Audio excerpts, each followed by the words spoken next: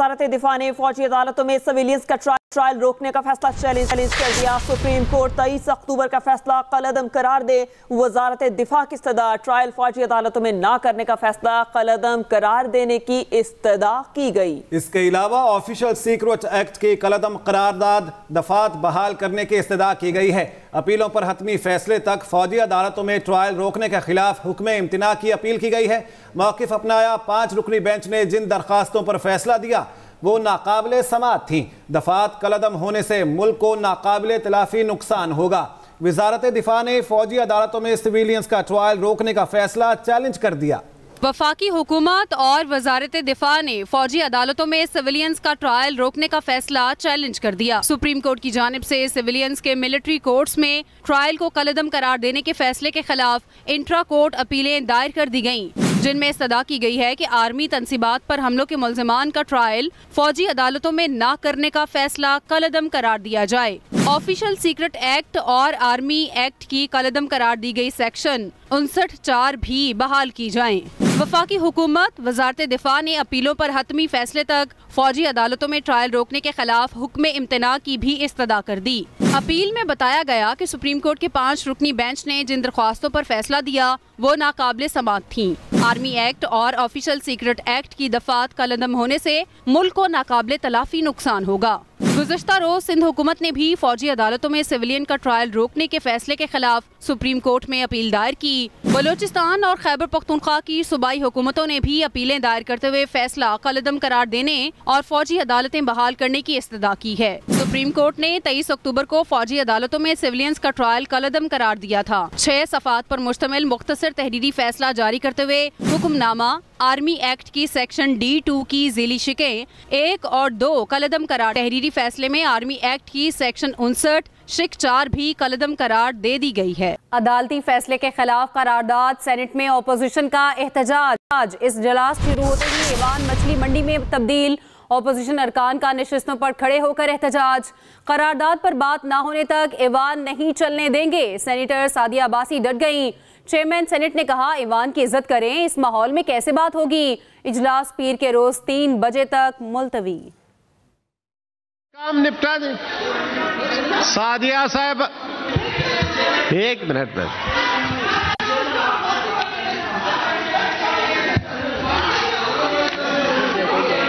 इस तरह बात इस लहजे में नहीं हो सकती है। आऊस है आपका, इसका इज्जत रखें। एक आदमी को सादिया इसका इज्जत रखें।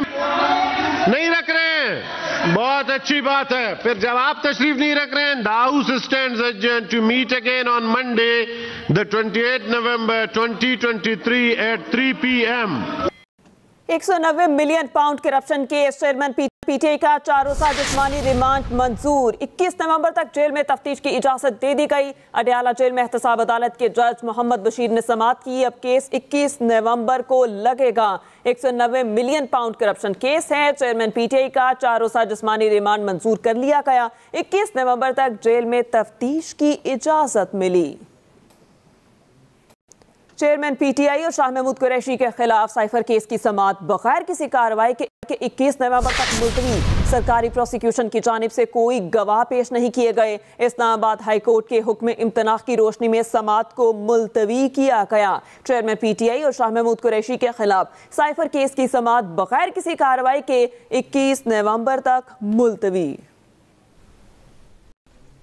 लाहौर की मकामी अदालत का मोनी सिलाही को 30 रोज के अंदर पेश होने का हुक्म।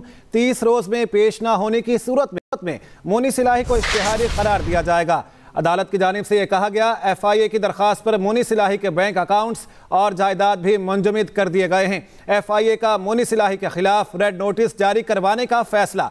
मोनी सिलाही के खिलाफ रेड नोटिस जारी करवा के बजरिया इंटरपोल जल्द गिरफ्तार किया जाएगा। लाहौर की मकामी अदालत का मोनी सिलाही को 30 रोज के अंदर पेश होने का हुक्म। 30 रोज में पेश ना होने की सूरत में मोनी सिलाही को इश्तिहारी करार दिया जाएगा। अदालत की जानिब से यह फैसला सुनाया गया है। FIA की दरख्वास्त पर मोनी सिलाही के बैंक अकाउंट्स और जायदाद भी मुंजमद कर दिए गए हैं। FIA का मोनी सिलाही के खिलाफ रेड नोटिस जारी करवाने का फैसला भी सामने आया। मोनी सिलाही के खिलाफ रेड नोटिस जारी करवा के बजरिया इंटरपोल जल्द गिरफ्तार किया जाएगा। मारूफ फैशन डिजाइनर खदीजा शाह को 30 दिन के लिए नजरबंद करने के अहकाम जारी कर दिए गए। खदीजा शाह को एसपी कैंट और डिस्ट्रिक्ट इंटेलिजेंस ब्रांच की सिफारिश पर नजरबंद किया गया। नोटिफिकेशन में कहा गया है कि खदीजा शाह 9 मई को पुरतशद्दुद कार्रवाइयों में शरीक रहीं। खदीजा शाह के खिलाफ मवाद का जायजा लिया गया है, वो दोबारा अमन व अमान की सूरत हाल खराब कर सकती हैं। नोटिफिकेशन में मजीद कहा गया है कि अमन व अमान की सूरत हाल बरकरार रखने के लिए खदीजा शाह को 30 दिन के लिए नजरबंद किया जाता है। पंजाब में स्मोक से सूरत हाल तशवीशनाक है। एयर क्वालिटी इंडेक्स इंतहाई मुज़र सेहत है और सांस लेना दुश्वार हो गया। शहरी बीमारियों में मुब्तला होने लगे। जी हाँ, Lahore college for women university में AQI 259 रहा। टाउन हॉल लाहौर में एयर क्वालिटी इंडेक्स 280 रिकॉर्ड किया गया। मुतासरा अजला में कल तालीमी इदारे बंद रहेंगे। गुज़िश्ता 15 रोज में कूड़ा जलाने और स्मोक का बायस बनने वाले अनासर के खिलाफ 300 से जायद मुकदमा दर्ज। कूड़े को आग लगाने के जुर्म में 630 चालान किए गए और 12 लाख रुपए से जायद के जुर्माने किए गए। कानून नाफिज करने वाले इदारों का मिस्री शाह में वाक़े फैक्ट्री पर छापा। बड़े पैमाने पर कूड़ा जलाने के जुर्म में 21 अफराद गिरफ्तार। जौहर टाउन में कूड़े को आग लगाने के जुर्म में 3 अफराद धर लिए गए हैं। इस बारे में आपको अपडेट कर रहे हैं। गुज़िश्ता 15 रोज में कूड़ा जलाने और स्मोक का बायस बनने वाले अनासर के खिलाफ 300 जायद मुकदमा दर्ज कर लिए गए। कूड़े को आग लगाने के जुर्म में 630 चालान किए गए और 12 लाख रुपए से जायद के जुर्माने किए गए हैं। कानून नाफिज करने वाले इदारों का मिस्री शाह में वाक़े फैक्ट्री पर छापा। बड़े पैमाने पर कूड़ा जलाने के जुर्म में 21 अफराद गिरफ्तार। जौहर टाउन में कूड़े को आग लगाने के जुर्म में 3 अफराद धर लिए गए हैं। गुज़िश्ता 15 रोज में कूड़ा जलाने और स्मोक का बायस बनने वाले नासिर के खिलाफ 300 से जायद मुकदमा दर्ज किए गए हैं। इसी पर बात कर लेते अपने नुमाइंदे अफजाल तालिब हमारे साथ हैं। जी अफजाल, कितने मुकदमात अब तक दर्ज किए गए हैं?